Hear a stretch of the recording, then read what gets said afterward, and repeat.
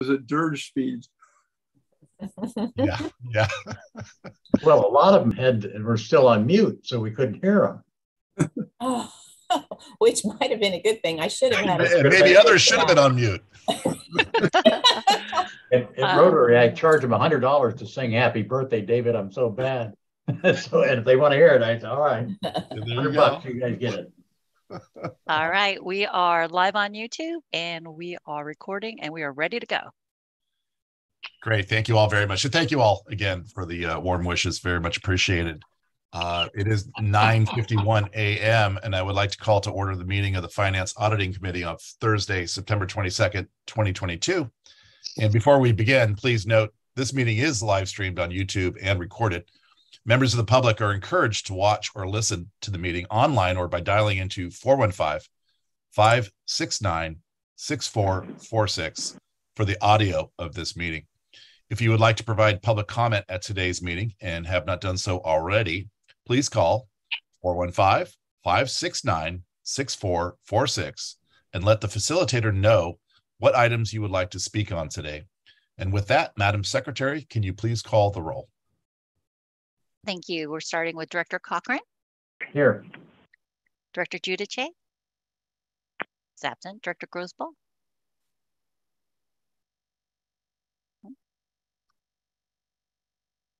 Director Grosball, you may need to hit *6. Oh, there you go. Here. Thank you. Director Hernandez. Thank you. Director Maston. Here. Vice Chair Parr. Yes. Chair Rabbit. Here. And President Theriault. Here. Thank you. And then we also have on the line Directors Garbarino, Hill, Verdoni, and Snyder. So we are a committee of the whole. I'll confirm staff. Oh, and Director Thayer. There you go again. Hi. Dennis Mulligan. Present. Joe Wire. Yes. Ava Barr-Furbush. Present. Kim Manolias. Good morning. Good morning. I don't see Madeline Chen on the line anymore. Dave Rivera. Good morning, Present. Thank you. Mona Babauta. Present. Jim Swindler is absent. And Kelly Hopper. Present. Thank you. That confirms everyone on the line. Great. Thank you so much. I'd like to remind everyone again that to mute their microphones until after the staff's presentations, and remember to unmute when we open it up for the director's discussion. If we have directors joining us by phone, please use your mute button or *6 to unmute yourself. After staff's presentation, I'll be asking for any questions or comments on the item. Click on the raised hand function on your device if you have a question, or press *9 if joining by phone. If there are any questions, Secretary I will call on you accordingly. If we've missed your raised hand, please speak up. And after our discussion, we will ask for any public comment before moving on. Did you get any sleep? Please follow along. Yes, I got some good sleep. Please follow along by referring to the page numbers located on the bottom right-hand corner of the meeting packet. Madam Secretary, please introduce the first item. Well, I'm glad everyone got some great sleep, so I'm going to thank you, Chair Rabbit. Item number 3 is ratification of previous actions by the Auditor Controller. Packet of commitments, ratification, investments before you and begins on page 5. Wale Kajupai is not here this month to go over his PFM investment report for August 2022. So in the meantime, Joe Wire is on the line and available to answer any questions the committee may have concerning this report. Are there any questions, comments, or concerns for Mr. Wire on item number 3? Obviously, yesterday, another significant day with the increase in rates and how that will affect us long term. Joe, your crystal ball says what? It's a difficult time. Yeah, so it's, I mean, for the district itself, I mean, it's obviously for the economy, it's a big issue. For the district itself, it's, you know, our types of investments that we make with the district is confined to a small universe of very highly graded bonds. We are going to weather this quite nicely. That's just the district's investments. So outside there in the economy, we're not exactly sure where this is headed, as you can see and you read about in the papers. And there'll be more volatility most likely out there before it gets better. It's been, 40 years. I mean, obviously, I think everybody on the phone call here remembers, or the meeting here remembers quite well what it's like to have high inflation. we all know. We were there last time, pretty much. So it's not a great thing, there is a difficulty, and it can affect the labor market also at some point.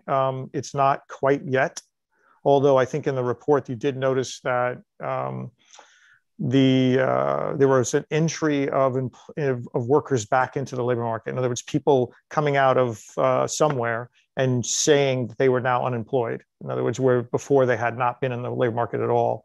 And generally, that can be good and bad. For the economy as a whole, it's good. For individuals, it can be bad. It depends on how it goes and plays out. So there are some positive signs. In other words, if we get more people, then that freezes up the labor market a little bit, which then softens the inflationary impact to some degree. So we'll have to see how it goes. Yeah, understatement there, Hunt. Joe, I mean, I think we're all hoping for that soft landing that has been spoken about. At the same time, when you're constricting the economy, it's a tough spot to land. Any other questions, comments, or concerns on the investment report? Not seeing any. That concludes discussion on this item. Madam Secretary, is there anyone from the public wishing to speak on item number 3? We have no speakers for item 3.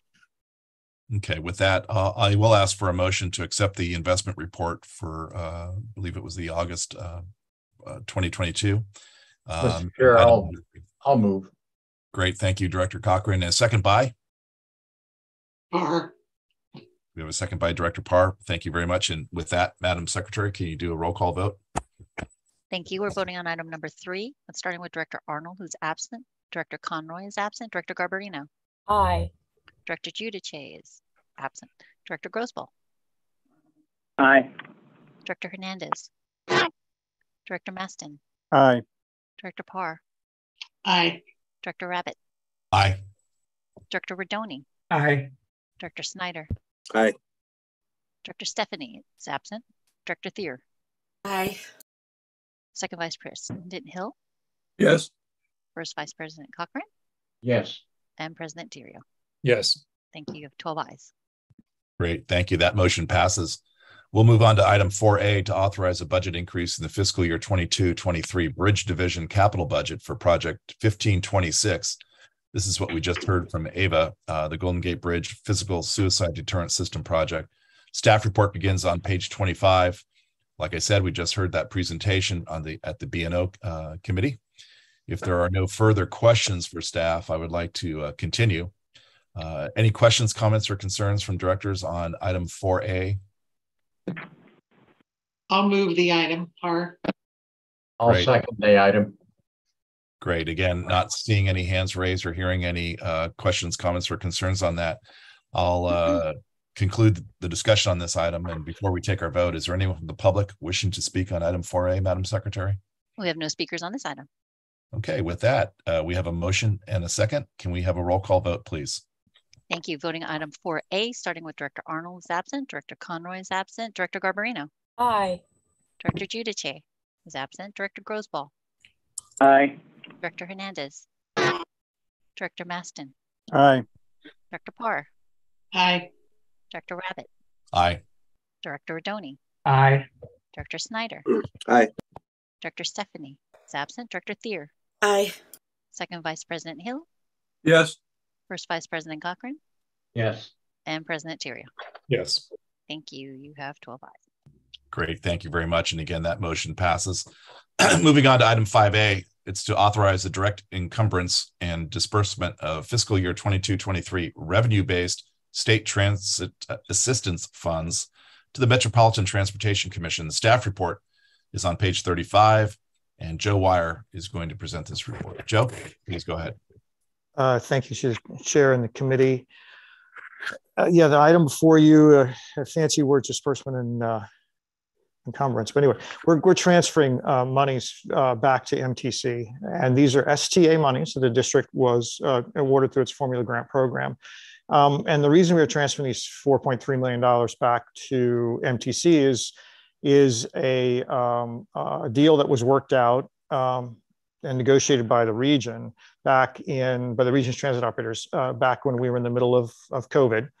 And the federal government had a program that set up for the final of the three emergency one-time funding federal programs that was set up that allowed the transit properties across the country to apply for a discretionary grant, but they couldn't apply for the discretionary grant unless they had already encumbered their previous monies, and MTC hadn't done that yet. So the region transit operators who wanted to apply, us being a big one, we went to the MTC and negotiated a deal where if they would disperse all the monies out, we would give some of it back to MTC in order for them to fund the region-wide Blue Ribbon Transit Transformation Action Plan.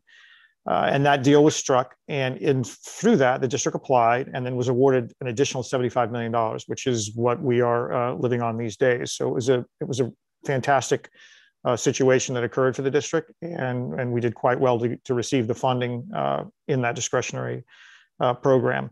So we're now going back on our part of the deal, which is to give this is 4.3 of the 5.4 million that was deal. We already gave back 1.1 million of it earlier in our STA population-based funds.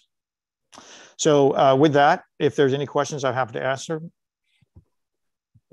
Yeah, no, thank you very much. I will just say, as the Programming and Allocations Committee at MTC, there was some quick thinking and good staff work that enabled the region to receive the significant additional funds. And I can tell you that the bridge is well represented through these discussions, through primarily our general manager, but I know there's a whole team behind him.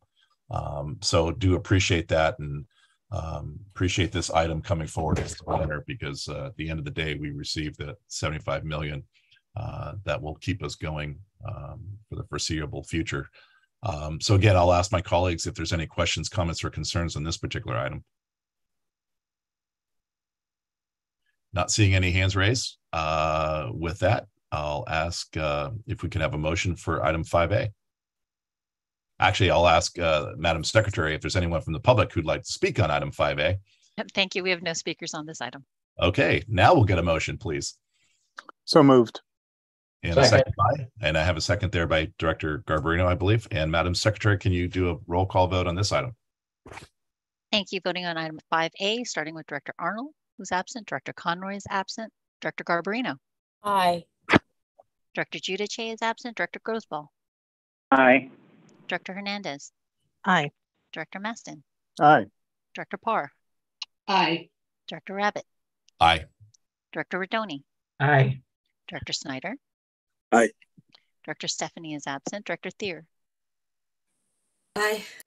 Second Vice President Hill. Yes. First Vice President Cochran. Yes. And President Theriault. Yes. Thank you. You have 12 ayes. Great. Just one really quick MTC note. If you haven't seen so already, we did receive notice that our Executive Director, Therese McMillan, will be retiring. So we'll be going through the hiring process. We've already kind of started that with some preliminary discussions. So that will be taking place over the next 3-6 months or thereabouts. So with that motion passes. We'll move on to agenda item 6, the status report on the fiscal year 22-23 budget. That staff report starts on page 37 of your packet, and Joe Wire will also present on this item. Go ahead, Joe. Thank you very much again to the chair and committee. This is our monthly look at the current 22-23 budget. This is the second month of the year, and the big news is this report really hasn't changed any from the one you saw last time. So I will just from last month, and we don't expect it to until we get farther into the fiscal year, or if for some reason there's some other major change in the district's financial future, but it doesn't look like that's going to happen. As I mentioned to you last month, the budget had a $75 million deficit, and we are using one-time federal funds to fill that deficit. The report does get updated every month for the actual revenue on bridge tolls and bus and ferry fares, and so that's updated on page 39.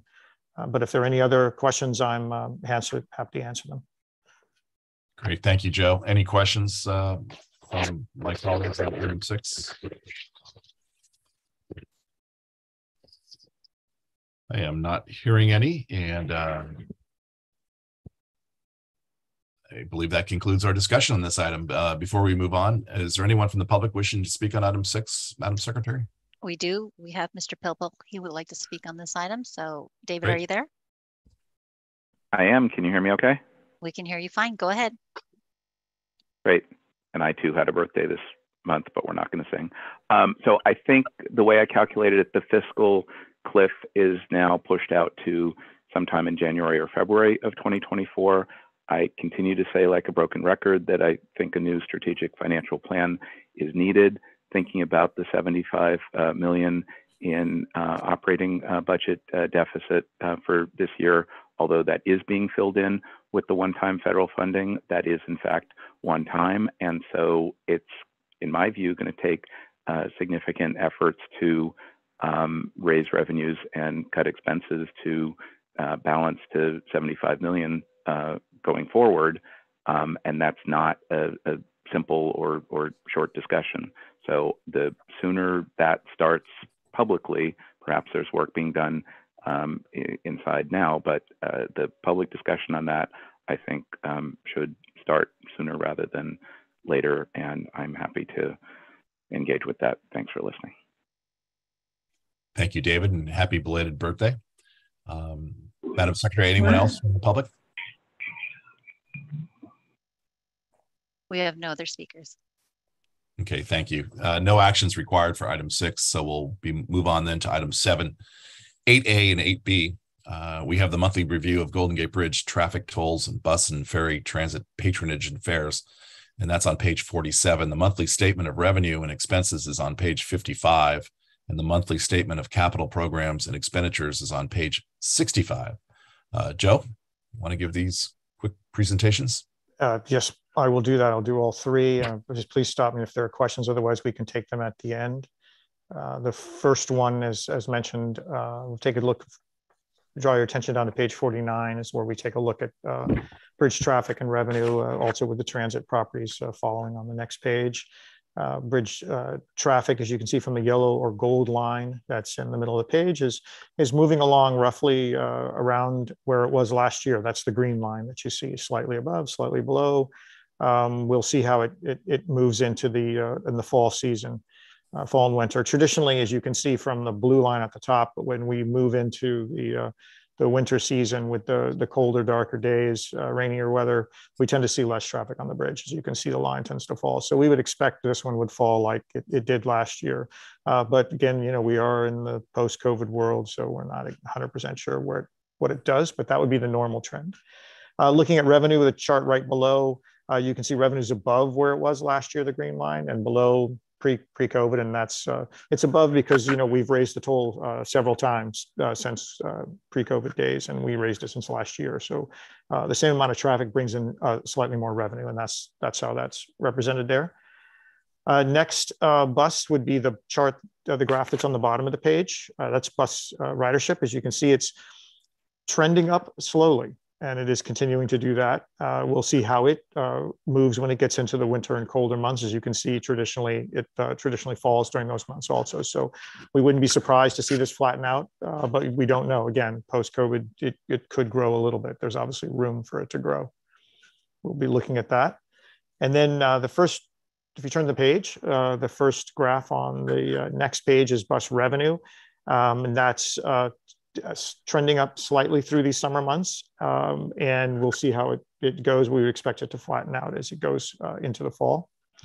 Next, ferry ridership has been on a strong glide up that we've talked about from month to month, and that ridership is flattening out a little bit as we move into the fall. And as you can see, traditionally, we would get a significant drop off in the wintertime.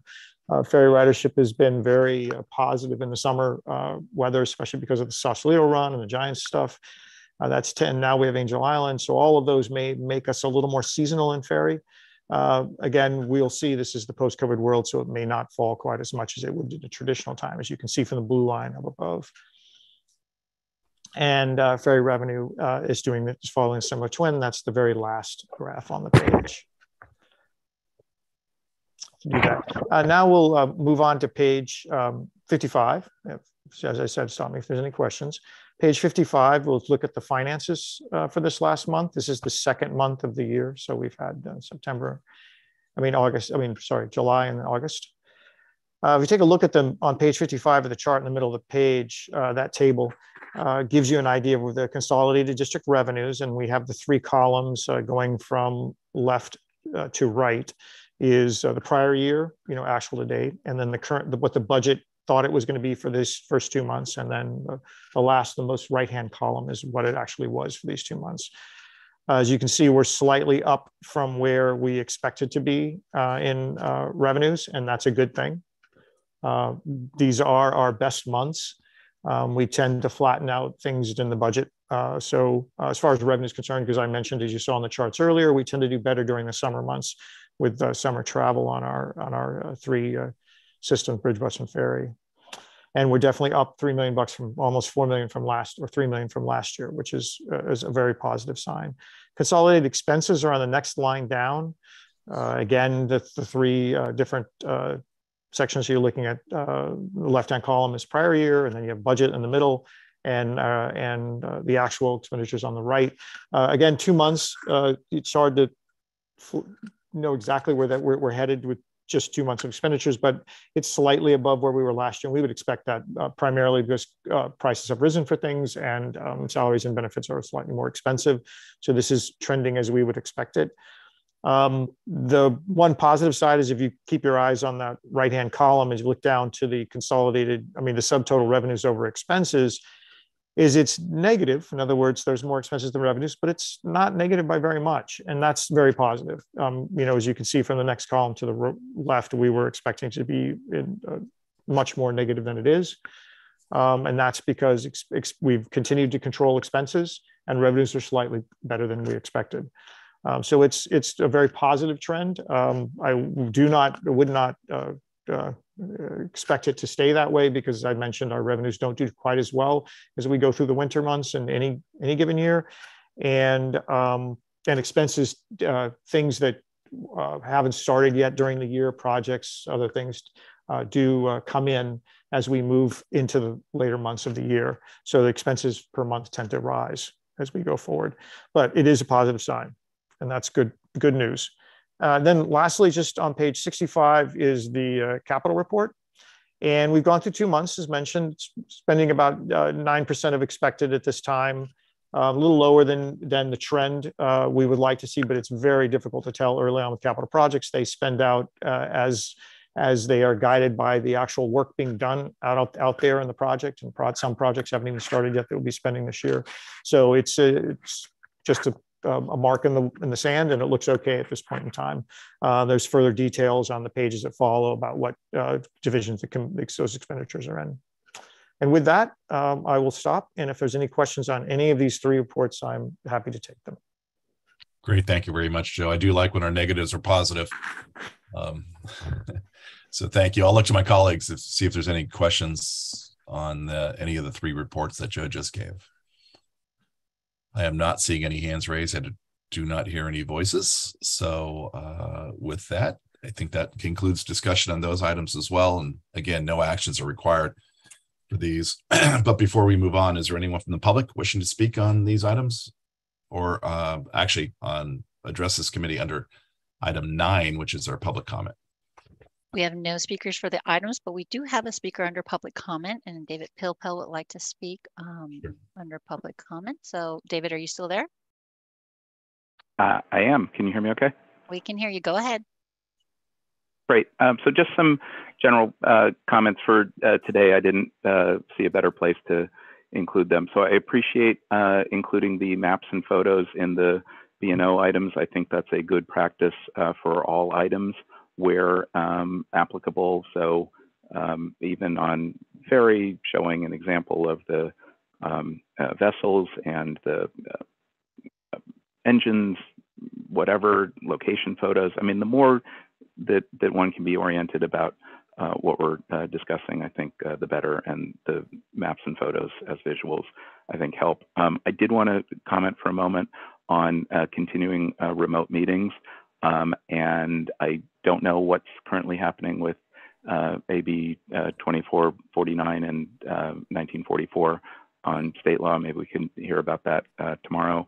But I, for one, very much appreciate remote meetings and not having to schlep to the toll plaza or elsewhere for meetings. And I just heard on the news this morning that Cindy Chavez from San Jose now has COVID. So even if the president thinks that we're over it, I don't think we're over it. And I think as long as we can keep safe and continue to participate from home or offices or elsewhere and not have to meet in person, I think we should have a way to do that. And however that works with the details and state law, I think that's all to the good. And just finally, although it may not be directly relevant to the business here, I was reminded this week that the new Ken Burns film reminds us a lot about civilized society, dignity, and respect for all people, plus just how quickly human nature can turn horrible when people are either ignorant or indifferent to problems happening elsewhere. And with that, I say Happy New Year as appropriate. Thanks very much for listening. Thank you, David. Amaret, no other speakers for public comment? Well, thank you. And thank you, everyone. Thank you, especially to staff for all the great work. Appreciate that. We have reached the end of the agenda. And can I get a motion to adjourn the meeting? Also move, Mr. Chairman. And I got a second by? Director Maston. Thank you very much. So hearing no objections, this concludes the meeting of the Finance Auditing Committee. So thank you, everyone. The time is 10:17. Thank you. Amaret, you want to talk about review of officers? Yes, there's a separate link for that one. So if you could jump on that one,